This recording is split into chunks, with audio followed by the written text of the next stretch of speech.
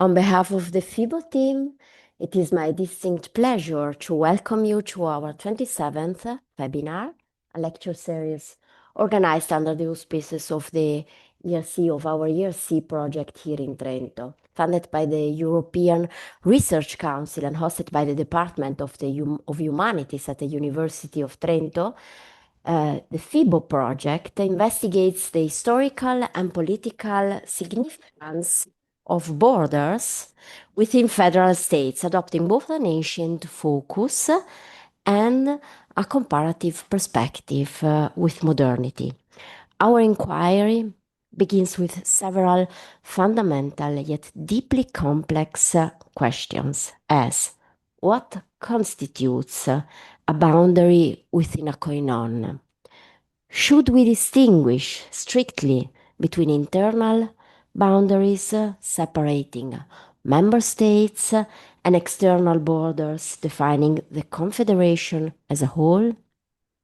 Or should we instead conceptualize these as highly nuanced, multi-level boundaries that differ not only in their physical materiality but also in the distinct forms of citizenship tied to them?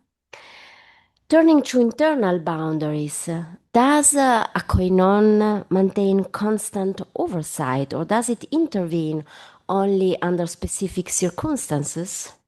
If the latter, what criteria trigger federal intervention and can we discern recurring patterns? Furthermore, so far as the surviving evidence allows us to reconstruct what are the primary objectives of federal intervention? Are they driven by a pursuit of peace or of stability or of both of them? To what extent do they serve as mechanism for managing the perpetual tension between autonomist impulses and centripetal pressures? These FeBinars serve as our intellectual think tank. They form the core of a kind of virtual lab designed to advance research on federalism and border management. Through this platform, we regularly invite external experts to share their specialized knowledge, present distinct case studies, and engage in collaborative dialogue with our research team.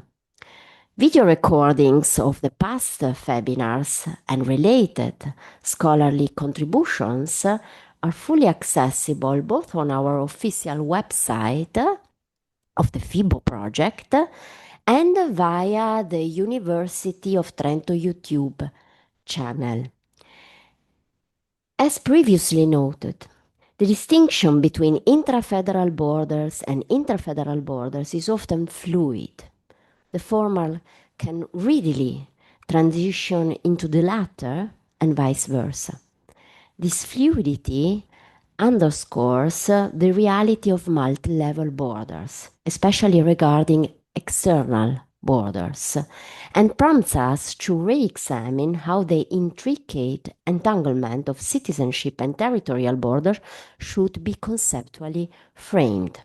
Nevertheless, for the purpose of establishing a structured research trajectory, we have organized our lecture into two distinct focus series. The first one, focusing on internal borders, is entitled The Management of Internal Borders by Federal States, while the second one, focusing on external borders, is entitled Crossing Federal Borders, Ancient and Modern. This webinar is the 14th one of the FeBinar series devoted to internal borders, and it will focus, among other subjects, also on a very hot one, the well-known dispute between Mycenae and Megalopolis that moved through no fewer than 4 distinct institutional responses, exposing the instruments through which the Koinon governed the boundaries between its member states. This is one of the cases in which the intervention of the koinon, unlike in others, is documented, which leads us to believe, and we are currently working on this, that federal intervention was highly flexible and adjusted case by case depending on regional power dynamics and the political weight of involved communities. While weaker or fully integrated cities often resolved border disputes spontaneously or through independent external judges, the League was forced to take a highly active disciplinary role, even acting as a direct legal adversary, when dealing with strong recalcitrant states like Sparta or Mycenae that fiercely resisted losing any portion of their sovereignty. But that last point was a digression not directly related to what our guest, I guess, will be telling us today, Dimitrios Sparis. Dr. Sparis is a PhD candidate in ancient history and Mediterranean archaeology, working with Emily McKill, Chris Earney, and Todd Hickey on a dissertation titled Polis Without a Place, examining the economic and political experience of refugees in the 4th and 3rd centuries BC, drawing on epigraphy, archaeology, literary sources. He's analyzing how exile and displacement reshaped the lived realities of households, the strategies they employed to survive and adapt, and the moral economics that emerged from this crisis.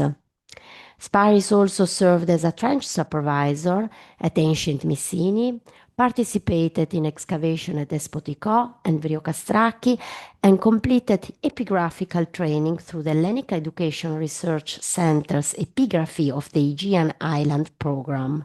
Most recently, he participated in a survey work in Attica and at Peron through the Artemis project, deepening his engagement with taskscapes and regional histories. Today, he will be speaking on the Koinon's last resort, foreign judges and intra-federal border management in the Achaean League. Thank you. Floor is yours. Thank you very much. Thank you very much for that excellent introduction. I'd like to begin by offering my thanks to Sebastian Scharf and Elena Franchi, and to the whole Federalism and Border Management and Antiquity team, researchers, and doctoral students alike for the invitation. It is a real pleasure to be here, and I'm grateful to get the chance to test some of this material against the very excellent questions that the project has been asking. I should say at the outset that this paper grows out of research that I completed a few years ago under the supervision of Emily Mackel, whose work has done so much to shape the study of federalism and antiquity. In recasting that work for the questions that FeBo has been asking and in advance of this presentation, I found myself drawn back, as I can only presume many have, to Larson. In 1944, J.A.O. Larson published, of course, Federation for Peace in Ancient Greece, a paper delivered to the American Historical Association in the final days of 1943. Federation he used in the widest possible sense: Amphictyony, Symmachy, Sympolity, and the negotiated treaties of Koine Irene all fell within his purview. And the subject of my talk today, the Achaean Koinon, actually occupied a relatively minor role in his argument. In fact, his primary censure of the Koina was that they failed to cooperate with each other, which is something I won't be touching on. The contemporary resonance of the subject he stated openly. The experience of the Greeks, he hoped, might prove of some value to a modern world then engaged in erecting new structures of its own. Mindful of how readily such a hope might color the evidence, he opened with a humble prayer to Sophrosine, and then proceeded to tell what he announced from the outset would be a story of failure, a failure of cooperation and peace building. What is interesting for us, I think, is where Larson located the cause of that failure. The expected culprit was to be the particularism of the Greek polis, its jealous attachment to autonomy. But Larson concluded instead that the average city-state was perfectly willing to belong to a serviceable league, and that the movement foundered, rather, on the selfish power politics of the dominant states, particularly on Athens and Sparta, as oppressive masters rather than as sympathetic leaders. If Greek unity was wrecked by particularism, he quoted, it was the particularism of her greatest states. That conclusion is worth considering because it nudges us to take seriously both the behavior and the recalcitrance of the small member state, but also the conduct of the federal power that dominates it. In essence, to reconsider the overall federal bargain itself. Not only what the member trades away in terms of its autonomy, so to enjoy the benefits of federal membership, but what the center does with the authority it gains in return. For the Achaean Koinon on which I will be focusing, I would like, for the purposes of this presentation, to resolve this into a question of internal topography, of how the Federation arranged the gradients of authority that ran within its own borders and through the borders of member states. And here I would like to draw sort of a structural distinction. A federation, of course, contains not one internal relation, but two. There is the horizontal relation between member and member, the borders dividing Messini from Megalopolis, the quarrels over fertile lands or contested harbors that every federation inherited from the enmities preceding it. And then there is the vertical relation between the member state and the federal instruments themselves. These were not the same problem, nor did the Achaean Koinon, I argue, treat them as the same problem. Its tolerance for disorder along the horizontal axis was considerable and managed with real institutional inventiveness. Its tolerance for any challenge to the authority of its own instruments along the vertical axis was markedly less. The argument that follows turns largely on the single dossier, only partly published, in which both axes are visible at once, and the conversion of the one into the other can be followed stage by stage.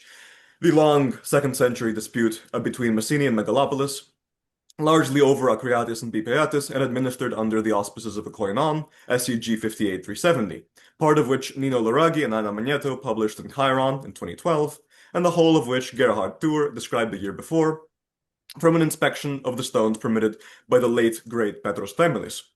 Few dossiers illuminate so sharply the inner workings of a federative polity, not merely its capacity to adjudicate a conflict, but its oversight of the relations between its members and its insistence on concord between communities once primed for hostility.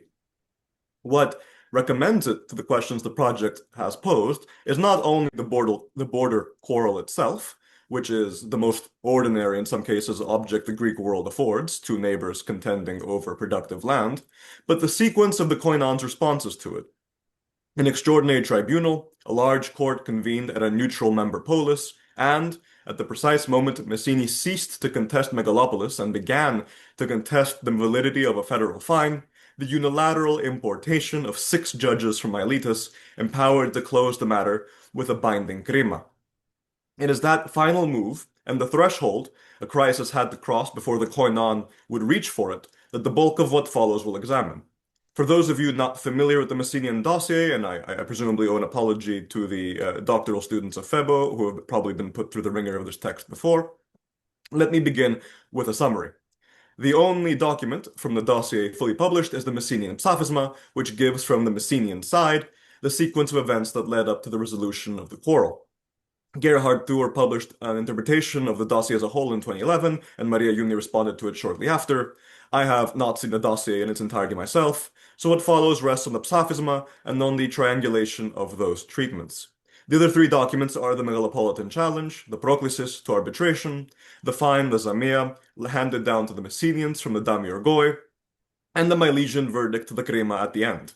Since the death of Petros Themelis, pictured here, giving me and a few other students excavating at Messini a characteristically charismatic tour of the Messini Archaeological Museum, I'm not sure one even knows whom to ask about the rest of the texts. In any case, the dossier opens in the wreckage of Messini's failed revolt of 183 to 182 BCE. Its leaders and the men who had killed Philopoemen were dead by execution or by their own hand. The city was garrisoned, and at a synodus in Megalopolis, the Arcadian capital, the Koinon had stripped Messini of its last 3 dependencies, Abia, Thuria, and Pharai. What remained was the unglamorous work of reintegration, settling the territorial residue of the war and folding a chastened and resentful member back into the league without provoking it afresh. It is out of that work that our dispute emerges, over Acreatis and Bipeatis, a small upland tract in the mountains between Messenia and the megalopolitan domain. Already here, the horizontal axis is visible in its most ordinary form, 2 neighbors quarreling over productive ground, and already, too, the federal interest in not letting that quarrel fester is plain. The first recourse was apparently one the two polis arranged on their own terms before the Koinon's instruments came into play, an external court of Mytilenean judges. Due to the state of the corpus, we are immediately forced into perhaps one of its more obscure sections. Gerhard Thur places this episode very shortly after the revolt itself. In his account, Messenian forces had seized Acreatis during the war, and Megalopolis, once the fighting had ended, responded with an attempt at arbitration through the Mytileneans. Responded at an attempt to arbitration through the Mytileneans, probably on its own initiative. Maria Juni resists this, since the Psaphisma states expressly that everything it relates happened after Messenia's reinstatement. But the text may be blurring the chronology on purpose, as Laragi and Magneto suggest, so that the controversy should appear to have begun only once Messini was back inside the League. A dispute opened during the strange interstice between the revolt and Messini's formal reintegration being a somewhat more complicated thing than one after the reconciliation. Whenever it began, and I concede this first stage could be just as interesting if it fell after Messini's reintegration, the Mytilenean arbitration failed. In fact, it never seems to have happened at all, but it is worth noting nonetheless. This was recourse to an entirely foreign arbitral body, arranged by the disputants themselves, with the Koinon nowhere in evidence, the kind of move we will find shortly members taking elsewhere in the corpus when they preferred to settle a quarrel abroad rather than air its complications at the federal level. I will come back to this shortly. The published Psaphisma picks up the thread at the Synodus Megalopolis in 182-1, where the host advanced the claim to the formerly Messenian villages of Andania and Pilana, seized at the war's close.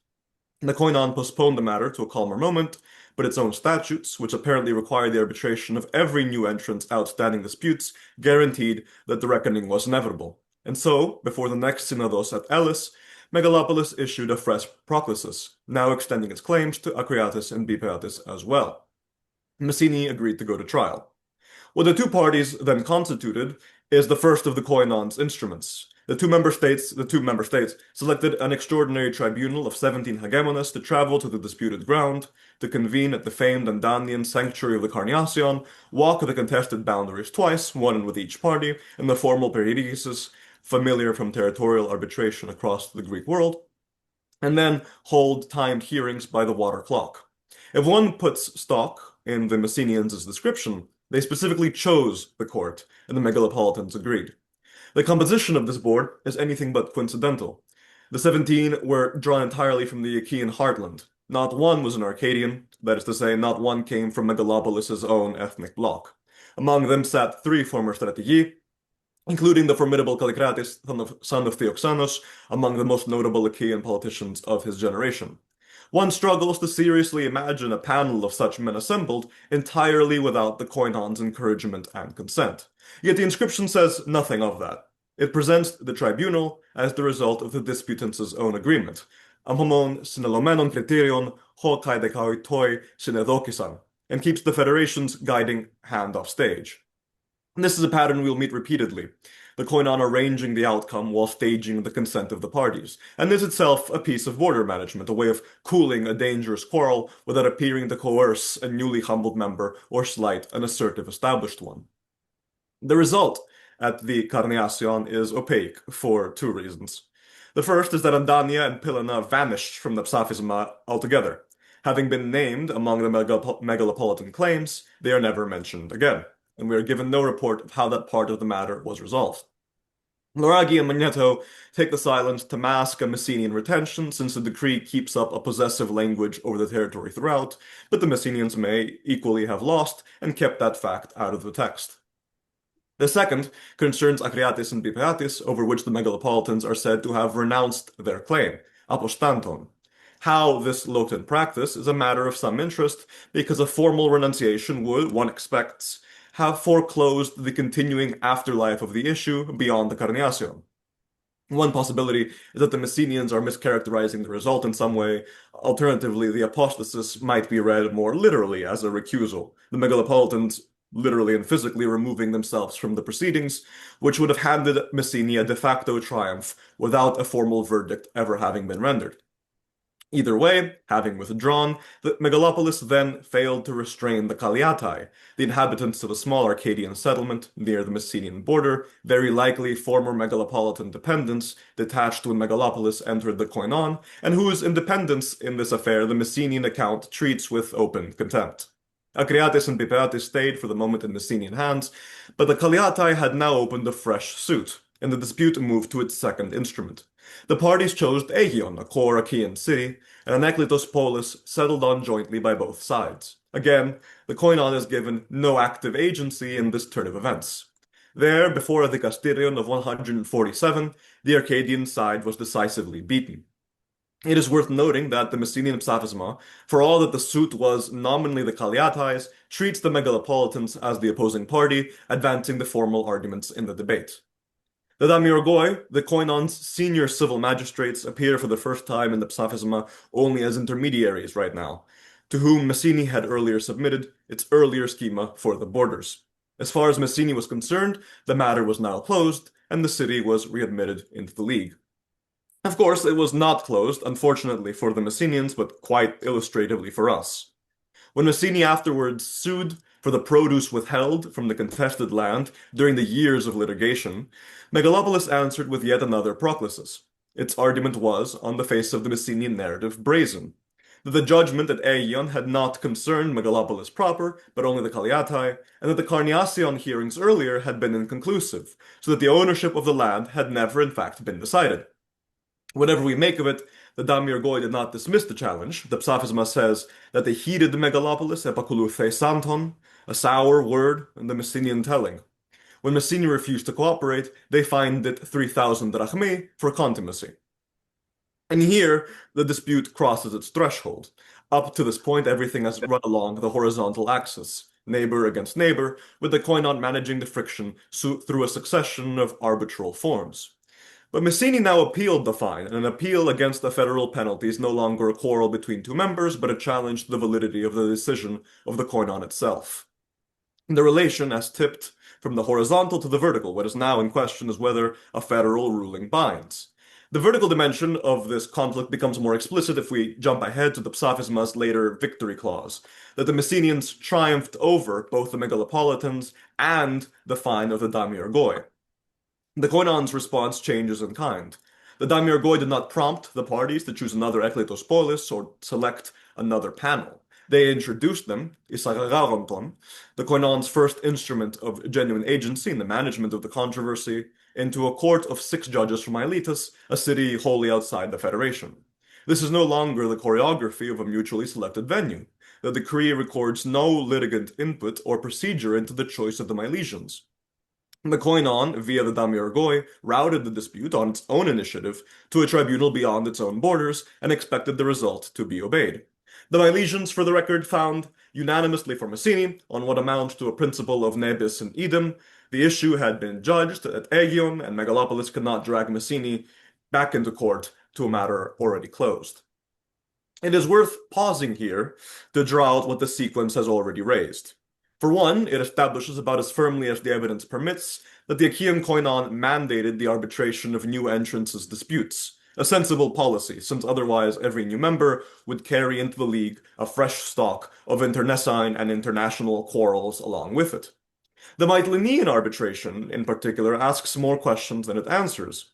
If it occurred when Messini was once again in the League, or as a precondition of its re-entry, was it also a case of the Koinon urging or mandating the arbitration of a member state dispute only to see the effort fail? And if so, why did the disputants reach for an external arbitrator in the first place, rather than to the federal mechanisms so amply in display later in the affair?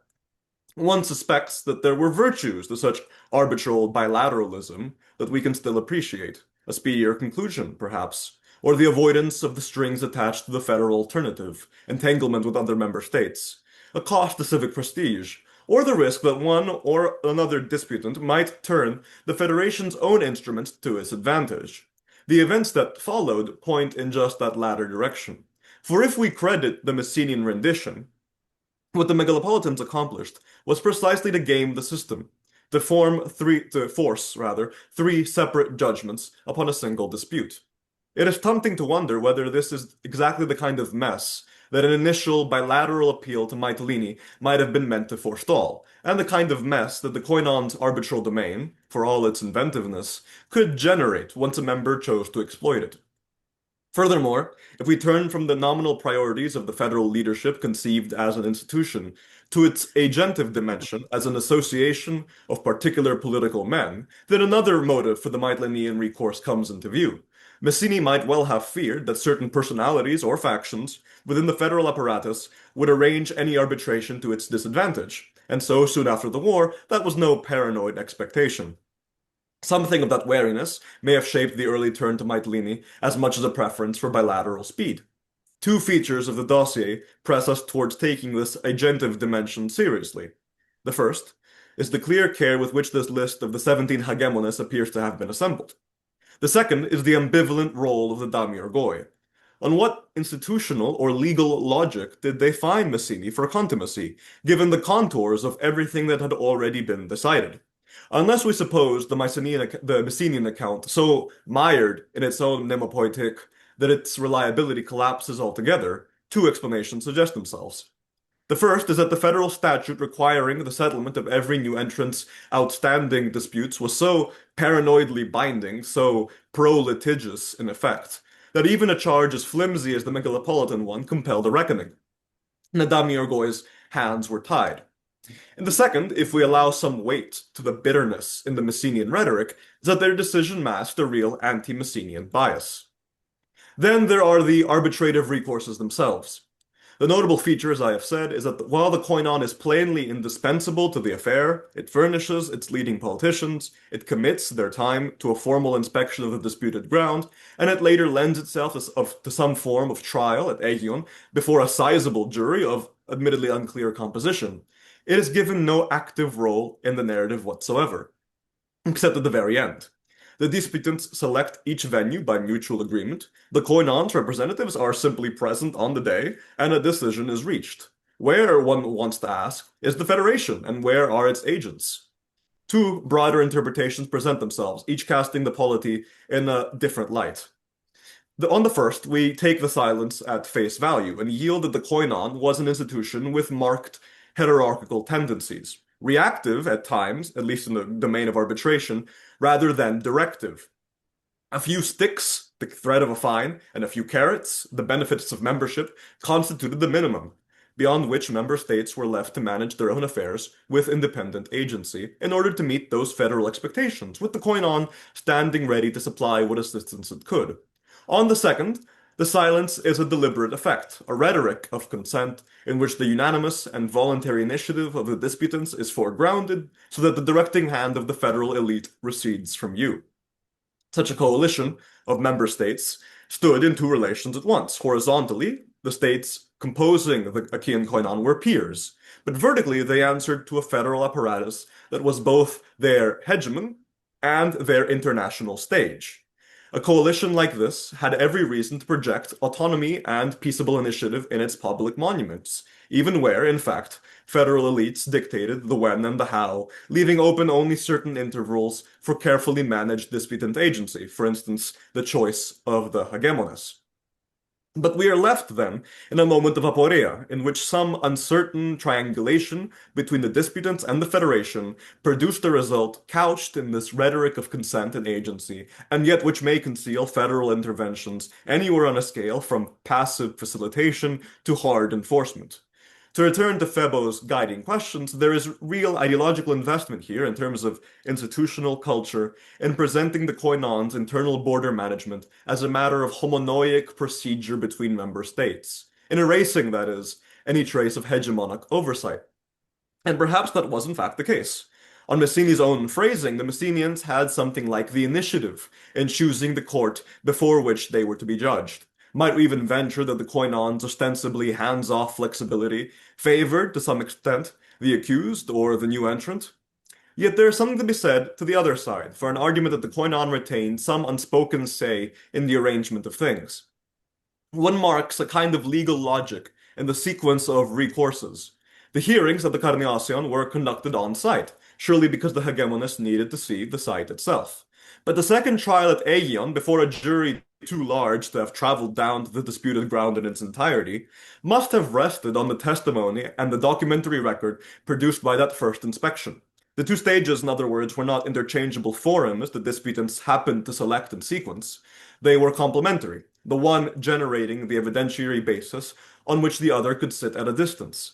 And a complementarity of that kind is easier to credit to a guiding institutional hand than to the ad hoc agreement of two quarreling neighbors. And the same logic extends to the third recourse, which I will turn to more fully shortly. The decree does not say whether the Milesians came to the Koinon as judges or whether the case was carried to them at home. But either way, a hearing that concerned both the territorial dispute and the federal fine would presumably have required the presentation of the whole agglomeration of evidence built up by the first two stages, together with the Koinon's own record of the affair. The sequence was thus cumulative, not merely serial. Several things emerge from this opening case that will bear on all that follows. The Koinon plainly compelled the arbitration of its members' disputes and backed that compulsion with a fine. Yet across the first two recourses, it appears only in the Psaphisma obliquely, furnishing the hegemonist, lending a core city, but never named as the agent who set the machinery in motion. Whether we read that absence as hierarchy or as a studied rhetoric of consent, the same ambiguity governs the whole account, and the dossier does not let us dissolve it easily. What it does let us see is that the proceedings were not the ad hoc improvisations they might be dressed up as. The on-site inspection at the Carniacion and the larger court at Aegion were complementary stages of a cumulative process, far easier to credit to a directing hand. We have seen also that the machinery could be turned by a single determined litigant, the megalopolitans, manufacturing three judgments out of one dispute, and how the choice of an external arbitrator at the very outset, the Mytileneans, might have been a way for the disputants to keep the quarrel off the federal books altogether. And running beneath it all is the reminder that these instruments were operated by particular men with particular political priorities. A panel pointedly stripped of Arcadians and headed by Callicrates, and Damiurgoi, whose fine against Messini we cannot securely read as either procedural necessity or factional bias. Before I press on to the Milesian court, these few trends merit contextualization, both against the broader dossier of arbitrations administered by the Achaean Koinon and against the yet broader corpus of Peloponnesian and Hellenic arbitrations. For both, I rely on Sheila Agger's wonderful compilation. If we credit the inscription's underplaying of the Koinon's role as a deliberate product of its political culture, then this obscure zone of triangulation between the disputants and the Federation, neither coercive nor absentee, is precisely the space a competent hegemon would wish to occupy. After all, for all its Irenic vocabulary, interstate arbitration was by the Hellenistic period very much a hegemon's instrument. The logic is twofold. The polity that arranges the affairs of another enjoys a power asymmetry over it, while any polity that submits as a disputant admits its essential equality to all the others who do the same. Whatever its idiom of equal cities submitting freely to a neutral third party, the institution saw its greatest proliferation not in the anarchic world of the archaic, where one might have thought the incentive to avert war by other means was greatest, but under the Hellenistic kings. Anna Magneto has attributed this spread to royal encouragement. From the Argive arbitration of the dispute between Kimolos and Milos, endorsed by Philip Synedrion, onwards, the kings consistently pressed the poleis within their sway toward neutral arbitration, whether by assuming the arbitral role themselves or by suggesting an arbitrator. The advantage to them was considerable. By arranging the quarrels of their subordinates, they could regulate those subordinates' affairs directly, damp down on frictions before they escalated past tolerance, and lowered the political and financial costs of their rule, all while promoting the cities' nominal autonomy, and indeed holding out that autonomy as one of the inducements of submission. On Grinovisky and his recent count in a recent article, roughly 9 in 10 documented Hellenistic arbitrations occurred either in the presence of a hegemonic power or between states sharing membership in a federation, which suggests that arbitration was less the expression of a world of equal cities than a characteristic instrument of hierarchical ones. Accordingly, the Koinon's posture in the dossier becomes easier to read. A federation that furnishes the hegemonists the venue and the damiurgoi, but allows the disputants to appear as the authors of their own settlement, is doing much what a Hellenistic king did when he suggested an arbitrator, exercising a superordinate authority in a form that leaves the autonomy of its members nominally intact. The obscure zone of triangulation need not indicate a weak federation, then, but what may rather be exactly what we should expect of a competent one. And again, to return to our discussion of Larson and the questions animating FeBo, that is, paradoxically, a context in which a federal body has a great interest in maintaining both a domestic balance of power in its own favor, something in which I'll come to in the Milesian context, and, at the same time, a groundwork for peace, to lower its costs of rulership, to preserve its internal cohesion, and to furnish itself with a justificatory legitimacy within the broader ecology of states.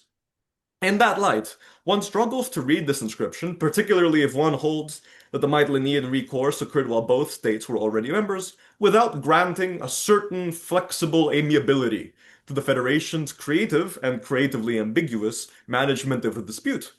The Koinon appears willing to deploy a range of bodies and forums and to commit real attention and resources to a quarrel between two of its members. But also, it seems to retain the flexibility to let those disputants look beyond the Federation for an arbitrator, to relax its own arbitrative monopoly, so long as the arbitrator they found did not compete with the Koinon for legitimacy.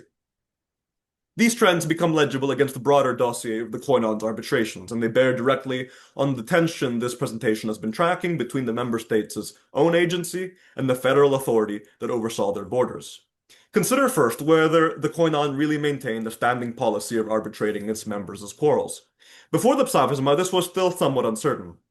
Harter Owibupu argued that the Federation had no such fixed procedure and that arbitration depended largely on the willingness of the member states themselves.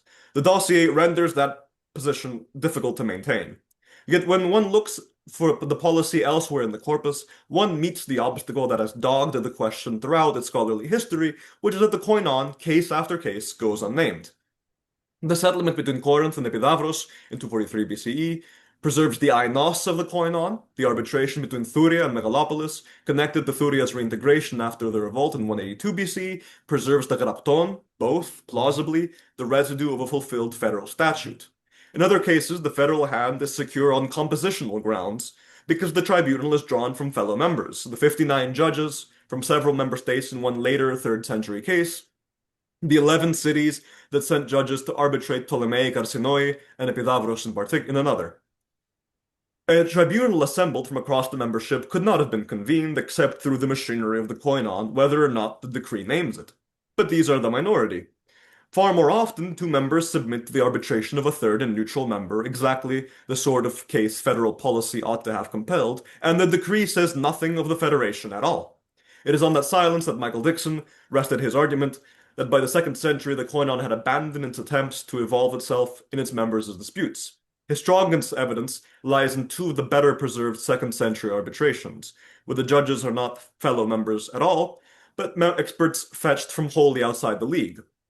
The Athenians who judged Zarax, post 195 BC, against an unknown disputant, and the Rhodians and Milesians who settled Hermione and Epidavros in 175 to 172 BCE. Here, to all appearances, are disputants reaching past the Federation entirely without the Federation's input. But the Psaphisma puts that reading beyond rescue. We have just watched that federal statute operating at full force in the 180s and 170s, the mandate to arbitrate and the fine for refusing. And there's no reason to suppose it has lapsed between our cases.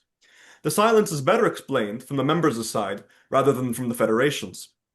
As I've said, it may not have served the member state's interest to bring its quarrel to the federal level. To do so was to advertise the intractability of the dispute, and so its danger, and to involve fellow members was to incur obligations and concede a kind of political weakness. Where the matter allowed, it was the more politic course to settle quietly with a willing third party, even one from across the Aegean, and only gentle behind-the-scenes federal encouragement. What emerges from the corpus, then, is a federation content to govern its members' borders at one remove, an absentee-ish patron of dispute resolution, mandating that quarrels be settled and penalizing those who refused, yet holding back from the proceedings themselves, lending its instruments at whatever scale the case required, and tolerating, where it served, recourses to arbitrators wholly outside the league. This is border management conducted by permission and facilitation, rather than by direct command, and it was, on the evidence, remarkably accommodating. It could absorb a dispute as grave as that between Argos and Cleonae in 229 BC, which, though badly lacunos, stands alone in the corpus in invoking a law concerning deeds of violence and homicide, ton viaion kai phonikon, and yet still left to the disputants and the chosen court with the koinon nowhere named. The accommodation, however, had one limit, and it is the limit that the rest of this paper concerns. The koinon could facilitate and absent itself for as long as the quarrel ran horizontally between its members. What it would not do was extend that same permissive latitude to a dispute in which the adversary was the Federation itself. Everything I have so far claimed about the Federation's conduct is thrown into doubt by the final act of the dossier, the moment the Damiorgoi introduced the disputants into the court of the Milesians. I have argued elsewhere that this is, in substance, a xenikon dikasterion, a foreign court of the familiar Hellenistic type, operating within a federal frame. That argument bears on questions of scholarly taxonomy and on the geographical and chronological evolution of the foreign judge phenomenon. I do believe that this episode is one of the few instances of the foreign judge phenomenon in mainland Greece before the advent of the Romans, and a case that perfectly collapses the long-standing scholarly division between xenika dikasteria and interstate arbitration as institutions in the Hellenistic period. I will not expound on the argument any further today, but I'm glad to take it up in discussion if need be. What matters more is the comparison itself. The foreign court was a routine instrument of the Hellenistic polis, most densely attested in the Aegean and Asia Minor, and flourishing, like interstate arbitration, under the encouragement of the kings. A city in difficulty would invite a panel of judges from another city to come, reside for a term, and resolve its backlog of dangerous cases. The impartiality of its own course having become suspect, the polis imported impartiality from outside. The matters such courts handled are precisely the matters that push the polis towards stasis. Property and its confiscation and restitution, debt and credit, the fallout of war, the return of exiles, contractual and commercial suits. And the language of the honorific decrees that record them makes that priority clear. The foreign judges are styled not merely the kastai, but the alaktai and the atetai, reconcilers and mediators. Their professed object was dialysis and silicis, the reconciliation of the parties, with formal judgment embraced only where reconciliation failed. The foreign court was, in Louis Robert's famous phrase, the polis's safety valve against civil discord, and, crucially, an instrument the polis turned inward upon its own citizens and factions. We can watch that inward turn at work in the one surviving record of a court's actual decisions, the Telos reconciliation dossier of the late 4th century. There, a body of Cohen judges confronts a city fractured by stasis. Dissidents who had refused the penalties laid upon them, properties confiscated, mea culpa again, properties confiscated, and the threat of further upheaval real enough that the settlement is settled with an oath against revolution. The judge's remedy is reintegration rather than punishment. The dissidents are to discharge their liabilities and purge their accusations through liturgical and religious service, dedicating sacrifices and tending the altars. Their confiscated lands restored to them, and their purchases compensated by the public purse. And the object of the whole exercise is stated outright, in the clause that matters most for what follows. That the citizens might thereafter live in concord under the democracy, homonoieontes and demokratiae politeontai. Reconciliation in the homonoia, the restoration of a single body politic into itself, that is the foreign court's purpose distilled, and it is worth holding the exact phrasing in mind.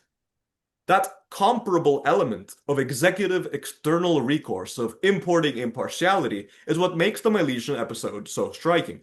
In every prior stage of this affair, and across the corpus, the Koinon had behaved as the hegemon of an alliance of member states, arbitrating between them, consenting to the arbitrators they chose, or lending tribunals from its own membership, always positioned above a plurality of polities whose separateness the whole procedure presumed.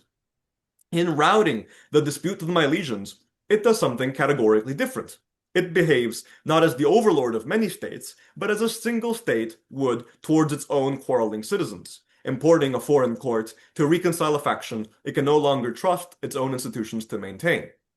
This is the most dangerous category of dispute in the corpus, the nearest functional equivalent to a stasis available to a suprastate federal polity, and it poses a structural difficulty that an ordinary member quarrel does not. The Koinon can have no place in an arbitration with a member, for to take up the role of disputant is to admit that the Federation and one of its constituents meet as equals, and to take up the role of judge in this dispute would very likely be seen as intolerably self-serving. The Psaphisma shows its way out of that bind. It refers the matter, unilaterally, to a trusted external body whose verdict is final and must simply be accepted, the alternative presumably being a less peaceable reckoning. We are supremely fortunate that, for this particular configuration, a member state in dispute with the Koinon itself, the Messenian case does not stand alone. There's a strong comparandum, and unlike the Psaphisma, it preserves the judges' own words. The parallel is the Achaean Koinon's dispute with Sparta, heard by a panel of 101 Rhodians, Silogaeth 665, sometime after 163. Sparta at that point had reopened a territorial quarrel that had been earlier settled in Megalopolis' favor. The Koinon fined her, whether for disobeying the prior verdict or on the same principle of nebis and idem that had undone the Megalopolitans before the Milesians. And it was, in all likelihood, that fine which became the true object of contention. The parallel with Messene is exact. A quarrel between two member spirals, one party disobeys or reopens a settled judgment, a federal fine follows, and then the fine is itself appealed, at which point the dispute is no longer between the members, but between the member and the Koinon. The inscription confirms as much in its own words, terming the matter one between the Achaeans and the Lacedaemonians. There is some trace of Roman epistolary involvement, but there's no reason really to think that the Romans chose the Rhodians. The Damiurgoi of the Messenian dossier had picked the Milesians by themselves, and the Koinon was perfectly capable of doing the same here. What makes the Rhodian decree so valuable is that, unlike the Messenian Psaphisma, it preserves the judge's own voice, unmistakably the voice of a Xenicon de Casterion. The Rhodians record that they wish to reconcile the parties with all their hearts, that they set aside the formal minutes of the hearing to leave ample room for silicis, and that only when reconciliation failed, bound as they were by oath to the laws of the Achaeans, did they bring themselves to render a judgment, so that it might stand permanent and valid. This is precisely the sequence the foreign judge decrees describe: reconciliation attempted, professed, judgment embraced, only as the reluctant last resort. Most tellingly, the Rhodians close on a purpose clause, expressing their hope that the Achaeans, governed democratically and in concord among themselves, democratumenai kai pothatus homoneontes, might endure for all time in peace and good order, and iranai kai enomiai. The echo of the standard Xenica de Castiria formula from the Telos reconciliation dossier, that the parties live thereafter met homonoias in concord within the one polity, is hard to miss. They speak, in short, exactly as a foreign court speaks to a polis it has been summoned to heal, except that the polity they address is the Achaean Federation as a whole, and the faction they have been brought in to reconcile is a member state. We do not know whether the Milesians rendered their verdict in the same tone or reached for the same formulae. The Psaphisma preserves their decision but not their voice. For that, we would have to turn to the currently unpublished Crema. But I see no reason to doubt that what we are watching is in substance what the Rhodian decree shows in full: the invitation of a foreign court to adjudicate what was, on the federal register, a kind of stasis, a faction of the body refusing to be bound by the whole. As long as the quarrel ran between members, the Koinon could remain accommodating. I do not think we need to read that stance as mere calculation. The Federation may have had a genuine interest in the peace of its members as a political project in of itself, and concord for its own sake as much as for the stability that it brought. But the interest was not a selfless one, and the posture was always conditional. The moment Messene's appeal turned the dispute upward, against the validity of a federal decision, the Koinon set it aside. It reached past its whole repertoire of internal instruments and imposed an external court, unilaterally, exactly as a polis imports foreign judges to master of factions its institutions can no longer safely contain. What the Koinon would not tolerate, what it would spend its accommodating reputation to suppress, was not conflict between its members, which it managed as a matter of course, but conflict directed at itself. Here, I think the dossier speaks most directly to the questions FeBo has set. Larson asked whether Federation might limit or even eliminate war within itself, and concluded, gloomily, that it had not.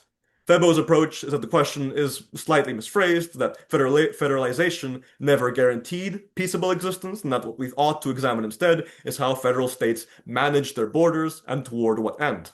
The Koinon, the Achaean Koinon, on this evidence, did possess a genuine border culture, a deliberate and inventive repertoire for governing the lines between its members. The peace of those members may well have been something it valued in itself, but it was also, and inseparably, the precondition of an internal balance of power beneath an authority that had to remain unimpeachable. And here it is worth being fair to the Koinon, for the self-interest it displays in the Messenian dossier is not exactly Larson's apocalyptic kind. the one he laid out when he laid the failure of Greek union at the door of its overbearing great powers.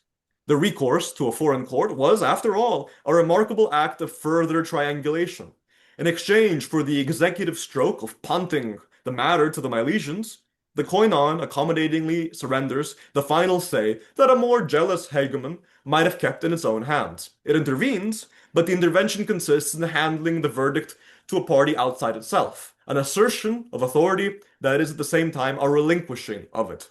The two ends, peace and primacy, were not at odds as long as the dispute stayed horizontal, and the foreign court was what the Koinon held in the reserve for the moment they came apart, the moment when keeping faith with a member would have meant conceding that the member might stand as the Koinon's equal and sit in judgment on its decisions. Faced with that, the Federation chose its own authority, and the Xenicon de Castellon was the instrument that led it enforce the choice without ever admitting its parity. And here, it is precisely here, in this reserved capacity, that we can briefly comment on what Rome later undid. The Koinon's whole solution depended on it remaining the party with the standing to summon the outside judge, the one who stood above the disputants and reached past them to an impartial court whose verdict was final. That standing is what kept it unimpeachable, even when itself was party to the quarrel. What Roman arbitration offered Sparta and Messene before her, both of whom, though members of the Achaean League in name, turned to Rome repeatedly and over the Koinon's head, was an alternative to that whole arrangement. A higher convener, to whom a member might appeal past the federation altogether. And Rome was an arbitrator of a wholly different character than a Milesian or Rhodian foreign court, self-interested, willing to bend its judgments to its own ends, and, in merely entertaining a member state's appeal against the Koinon, conceding that member a standing equal to the federation's, the very parity the foreign court mechanism had existed to deny. When the commission of Flaminius, Metellus, and Appius Claudius kept Sparta within the Koinon, but referred her capital charges to Xenica de Castilia, it was not honoring the Koinon's own instrument so much as appropriating it, arrogating to Rome the license to dispose of the foreign court that the Koinon had reserved to itself. The balance of power the Koinon had so carefully kept could not survive a second aggressive hegemon placing itself above the Federation in the very triangulation the Federation had been managing all along. So, to draw this together, the Messenian dossier shows an Achaean Koinon that governed the borders between its members with a light and deliberatively ambiguous hand, mandating the quarrels be settled, penalizing those who refused, holding ready instruments of every scale, yet standing back from the proceedings and letting the disputants appear as the authors of their own peace. This was border management by facilitation rather than command, and it could absorb a great deal. So long as a dispute ran horizontally between members, the Federation could afford its permissive posture. It even preserved member states' right to a completely external arbitrator, a systemic tendency on display across the whole corpus. The moment a member contested a Federation decision, the Koinon dropped consent for the unilateral imposition of a foreign court, treating its recalcitrant member as a polis treats a seditious faction, and reaching for the Xenicon de Castellon as a safety valve against what had become a federal stasis. And this is the answer the dossier returns to Larson and to FeBo. Federation did not abolish conflict within itself, but built the institutional means to channel it towards peaceful resolution, and towards the Koinon's own internal primacy. The Koinon's border culture served not coexistence for its own sake, but an internal balance of power beneath a center that had to remain unimpeachable. A balance it kept, revealingly not by seizing the final word, but by handing it to an outsider, and one that did not survive the arrival of a hegemon willing to seize that final word for itself. Thank you.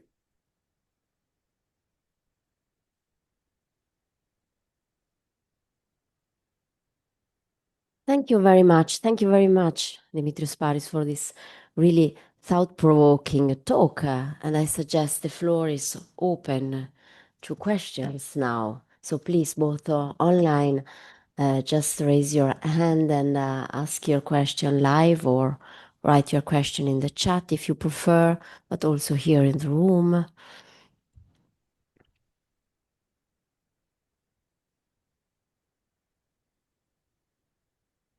No one breaking the ice. Vai, vedo che vuoi intervenire. Claudio. Hi, Dimitrios. Thank you for your wonderful presentation. Very stimulating. I just I want to pose just a question to you about the extent, so to say, of the Messenian victory, if you want to Mhm. speak about a victory. It was indeed the Messene did, in fact, prevail, but I think that the inscription is an ideological oriented document Mhm. in a way. So I still wonder where this ideology, this Messenian ideology ends and when begins the historical reality in a way. Mhm. I refer in particular to the question that has in the past has been arisen by also by Luraghi and Magnetto about Pilana and Andania. Uh, Mhm. where did they end up? Where in the second part of description they are not present. So I just ask you, why do you think these territories are not more mentioned? Because not just me, but also the other suspect that probably these territories could be Messene could have failed to Mhm. defend these territories. So can you elaborate on this a bit, please? Thank you. I I fundamentally I think share your suspicion. I suspect that Massini did not keep those territories at the end of this, and thus sort of refocuses Nacriatis and Bipatis as the sort of the positive element in a mixed bag. Um, in terms of the ideological contours of the document, I do yield that the document has a sort of profound ideological input throughout. It's very curious and marked, and I don't really quite know what to make of the fact that the Messenians, at every earlier stage of the dispute, that is both the Carniacian hearings and at Aeon, seem to present themselves as the ones choosing the venue, the panel, everything about it, and the Megalopolitans are kind of the passively agreeing element within the already kind of passive world of the Koinon. So they're clearly giving themselves a certain kind of initiative that it would certainly be interesting that initiative was real and a matter of institutional course, but it also seems to me to be kind of a display of Messenian autonomy, Messenian agency, Messenian peaceability, but also sort of ultimate a sort of slightly dishonest account of Messenian triumph. So it might be somewhat overstated, but I don't think critically overstated. Um, the degree of Messenian agency throughout. It does seem to be a kind of let's say they set up a contrast between the Messenian willingness at stage one and stage two to choose disputants, to choose the court, and then suddenly Messenian agency is taken away very suddenly, but the daimyo are going, and that sets up the kind of final conflict. So I agree with you. There is a lot of mnemopoetic and a lot of institutional ideologically being put into this text, but I do think there is at least some legible sequence underlying it that survives the kind of rhetoric. Thank you. My part, I don't know if there are probably other. Question by Elena Isa, but maybe you want to ask your question live, or I can ask the question. I can read the question from the chat. She writes, "Thank you so much. Can you say a little bit more about the different meaning of border in these different cases? Is it always clear that each party has the same understanding of bordering practice? So what does this mean on the ground?" In his treatment, Gerhard Thur goes more into what he thinks is happening in regards to border management in practice, sort of by the Messenians and the Megalopolitans. He proposes a number of theories about what the sort of arrangements were between Messenia and Megalopolis in terms of sort of formally claiming possession of the land and how these things were sort of played out. And I didn't really want to go into that because for those of the members of FeBo to whom I assigned Gerhard Durer's article, it is sort of dense and slightly complex and merits a separate discussion.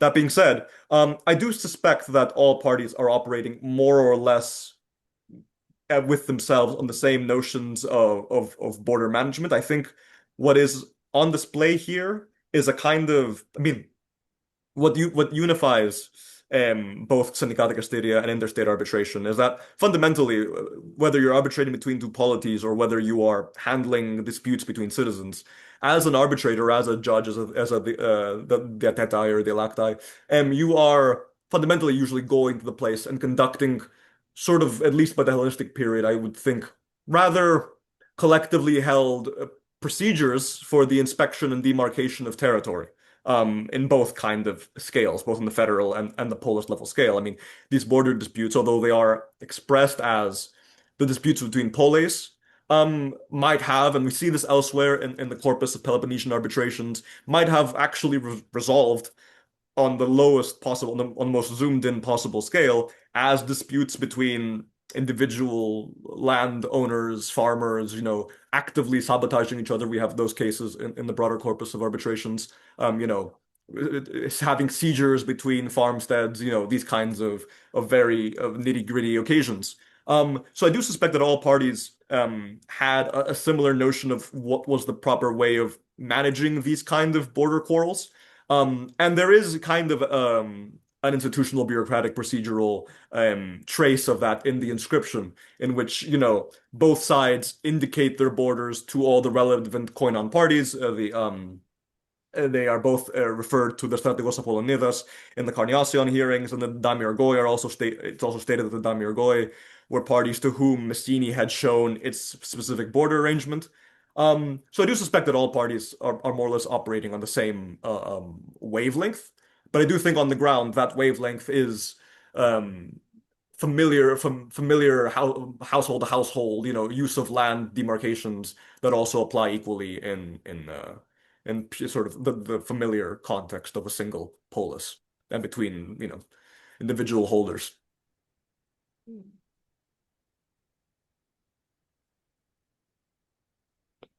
Thank you. She writes then that is very interesting if we move from the private to state dispute. Thank you very much for your answer. Thank you for your question. Sebastian Scharf, there is a question by Sebastian. Please. Thank you, Dimitrios, for your very interesting presentation. And it's nice to finally meeting you.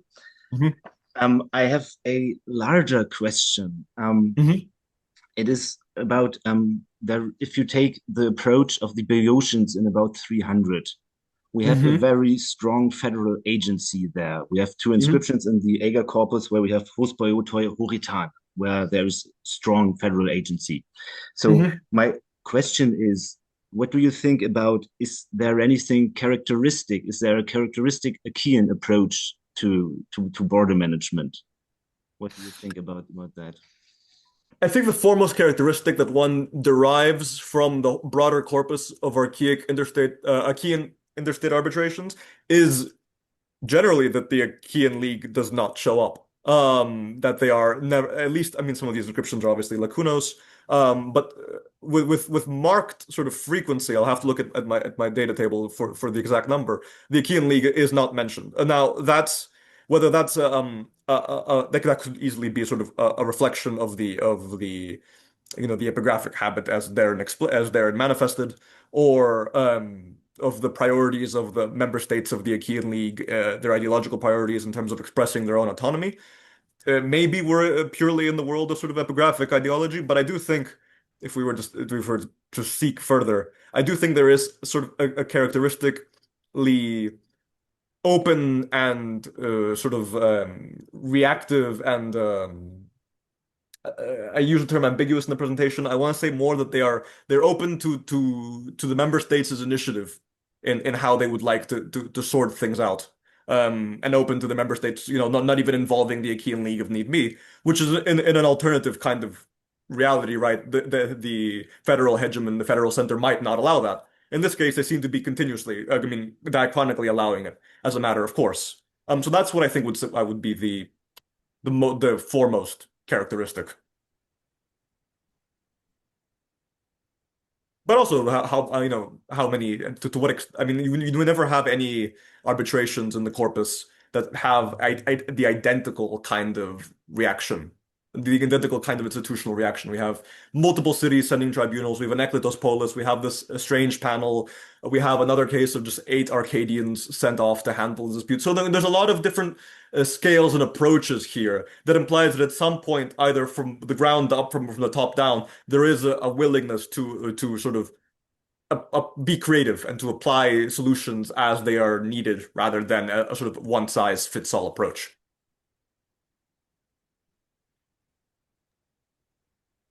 Thank you. Thank you. Any more questions?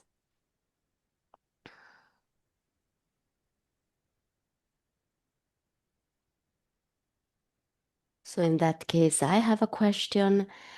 Do you think that the total absence of competition in the end favors the stability of a koinon? I know it's a big question, but I mean, with reference to the Achaeans, for example, this total absence of competition or of conflict, does that foster the stability? Might this be an objective? When you mean the total absence of competition, could you qualify that a measure further? Between member states. Okay. I suspect there is a threshold of competition between member states that is not necessarily a high priority issue for the Koinon. I think there must be a level of competition that is par for the course, that is manageable if need be, but the broader institutions and mechanisms of the Koinon can facilitate in it being kept to a certain low level, but is otherwise not a sort of a starkly urgent problem. I have no necessarily evidence that the Koinon is sort of, aside from these standing statutes for arbitration, and those statutes are most clearly an evidence for new entrants or entrants who are being sort of forced back into the Achaean League. There is no particularly good evidence that the statutes were applied profoundly further into member state disputes, further along the line. That is to say that I do think that member state competition to a low level probably continued. Not obviously to a level of armed conflict, certainly, but further border disputes or other sort of disputes that occur were probably handled through like other means that weren't necessarily the Koinon's primary area of interest. I think that what the Koinon was particularly troubled by, and put particular effort into handling, was competition with the Koinon's center itself as a place of legitimacy. Sort of the tension between the autonomous member state and the center. I think that is where the real institutional tension existed. I don't know if that necessarily answers your question. But of course, there were other mechanisms alongside in the sort of the structure of the Achaean Koinon as it evolved as an institution that were there to sort of, if you follow the sort of the new institutional approach, that were there to sort of reduce competition costs and these kind of latent structural tensions throughout the whole process. But I do think in terms of conscious institutional investment, there were other greater priorities in background, normal level member state competitions. Thank you. There is a question by Joseph Cholton. Sorry, turning on my video here. Thank you very much for your presentation, Dimitros. As a fellow groupie, I was especially impressed by that. I did, however, want to follow up on the previous question precisely because it's always struck me that what sort of coercive power does the Achaean Koinon really have? I mean, in a sense, exactly following up on the previous question, did they really have any choice but to be flexible in this way? Because it always struck me that because of partly because of the topography of the Koinon. They're trying to bring all these members in, and they're trying to keep it all together. And there are all these disputes, not just between Messene and Megalopolis, but as you've said, Sparta. And then you've got, the northern tranche of them, the original Achaean Koinon and all that. Because it's a relatively new organization also still trying to hold all together, is there really any choice on their part? Can they really even think, or is there even really a they there for the Achaean Koinon as well? Is it kind of obligatory upon them? But thank you for a great presentation. That question occurred to me as I was preparing this presentation also. I mean, this is kind of a question that has recurred elsewhere in kind of discussions that I've participated in regarding even Hellenistic monarchy or more traditional Hellenistic hegemonies.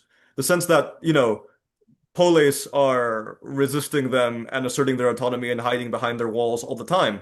And in certain cases, there is a recourse to violence, let's say. I mean, violence very clearly. But, it is in some ways a last resort that all parties seem to prefer to avoid, even in cases of sort of nominally more strong hegemonic hands, right? So you can sort of have a back and forth with the Seleucid king, and we don't really want to get to the worst case scenario, so let's deal with the process as best we can. So that is an interesting question. I mean, the case with Messene and Megalopolis is interesting because it occurs after Messene has been utterly defeated. I mean, the Psaphisma begins with the city actively having an Achaean League force in it. So it is a case in which, in an alternative kind of reality, if we want to deal with the world of contrafactuals, the Achaean League would have had relatively, let's say, at least in terms of harsh alternatives or punitive mechanisms, the ability to say, listen, you're garrisoned, you don't have this territory, we've removed Abia, Thuria, and Pharaoh from you already. Acreatus and Pipeatis are megalopolitan, move on. But here we do have a case that even if Messene has been defeated in war, utterly chastened, and in a relatively weak position, one imagines, obviously militarily, but also a relatively weak position, one imagines, in the court of sort of public Achaean League opinion that informs, the decisions at a high level and at the synodos. They are still put genuinely through a process, a process that they, at least partly, at least for Acreatus and Pipeatis, seem to triumph out of. So there is, I think, something there. At least in this case, I imagine there was an alternative, a sort of more heavy-handed alternative that is not preferred. Thank you.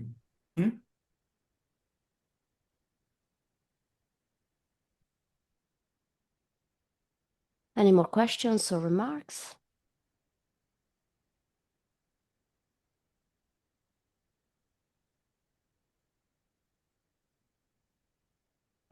So, in that case, many thanks again for this wonderful presentation and debate afterwards to Dimitrios Sparis.